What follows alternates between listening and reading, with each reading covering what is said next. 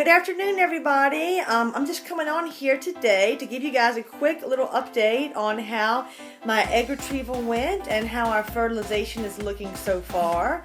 So today is Friday, and we had our egg retrieval on Tuesday.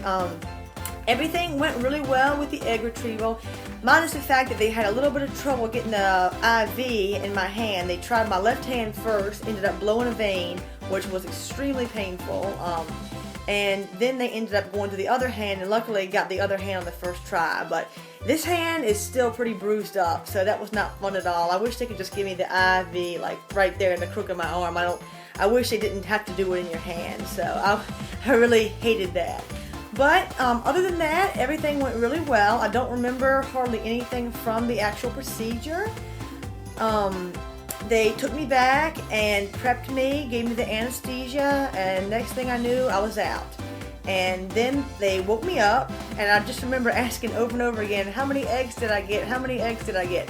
And they went in expecting to get 15 eggs. So we were really, really surprised that we actually got 25 eggs. So I was really excited about that. That's just such an awesome number. So I was really happy about that. And then the next day, we ended up getting the phone call that out of those 25 eggs, 20 eggs were mature and 15 of those 20 fertilized. So that is really awesome news.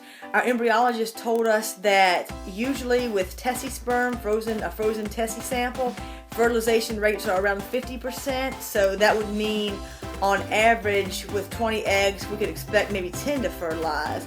Well, we had 15 of those eggs fertilized.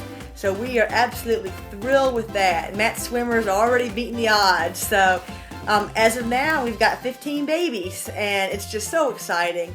Today is, as I said, today is Friday, so today is day 3, and they had me come back in today just to do some basic, to do an ultrasound. They were going to do labs, but they didn't do labs because my ultrasound looked so good. They were basically just checking me for OHSS, ovarian hyperstimulation syndrome, since that's something that I was really concerned about, and because I had so many eggs and I have polycystic ovaries, they just wanted to make sure that it doesn't look like I'm building up any fluid or anything in my abdomen. So luckily that turned out really well. They said everything looked great. There was no extra fluid anywhere around my liver or anywhere around my organs or my ovaries. They couldn't even see my ovaries on the ultrasound, which was a really good thing. I didn't know if it was a good thing at first. The ultrasound tech was like, I can't even see your ovaries. And I kind of freaked out for a second because I was like, is that a good thing or not? And she was like, yeah, that's a good thing. It means they're not swollen with fluid. So I'm definitely not at risk for OHSS. Now, the recovery after egg retrieval, that was kind of rough. The first couple of days were really hard. I had a lot of gas pain, a lot of bloating, a lot of constipation, and just very crampy, and just didn't really feel like getting out of bed. So I was kind of afraid that maybe I was developing OHSS. But luckily, the ultrasound today confirmed that no, it's not OHSS. And they didn't even feel the need to do labs on me because they're so confident that I'm not going to develop it. So that's really exciting. And while I was there, I actually asked them if we could get a day 3 embryo report just to see how our embryos were doing. And to my surprise, they said yes. And the embryologist went back and took a look at our embryos, and she came back. And we didn't get a super detailed report because they don't typically do reports on day 3. But they did say that out of our 15 fertilized eggs, all of the embryos were dividing, and most of them were doing great, and all of them were progressing. So she didn't give any exact numbers, like how many were doing great, how many were progressing, but she said that the majority of them are doing great, and all of them are still progressing, meaning that none have arrested or anything.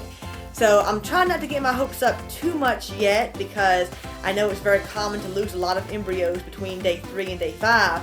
But the fact that we still have 15 on day 3 is definitely encouraging and definitely very exciting, because I have heard of a lot of people who start to lose their embryos by day 3 or have to do an emergency day 3 transfer because the doctor does not see them progressing to day 5. So the fact that we've still got 15 going on day 3 is really awesome. So the next step is embryo transfer, and embryo transfer is going to be Sunday. We are most likely going to transfer 1 embryo. We are not 100% on whether we're going to do 1 or 2. We're leaning towards 1. But of course, if all of our embryos are very poor quality, like if they're, I'm not sure exactly how they grade them, but I know they grade them like AA, AB, BB, something like that. So if we have 2 that are, if our best ones are like B or C, then we probably will transfer 2. But if we have like a good AA blast, then we probably will just transfer 1. So hopefully they'll be able to give us some kind of guidance when we come in on Sunday. But I am really, really excited, and I just wanted to update you guys on when our embryo transfer is going to be. It's going to be on Sunday, and hopefully not only will we be able to transfer our little embryo, but hopefully we'll have a few more in the freezer. So realistically, I know that not all 15 are going to make it to day 5, and that does make me kind of sad, but I'm hopeful that we'll have maybe 4, maybe 5. That would just be so amazing. So thank you guys for watching. If you like this video, give it a thumbs up, and don't forget to subscribe to our channel to keep following our infertility journey.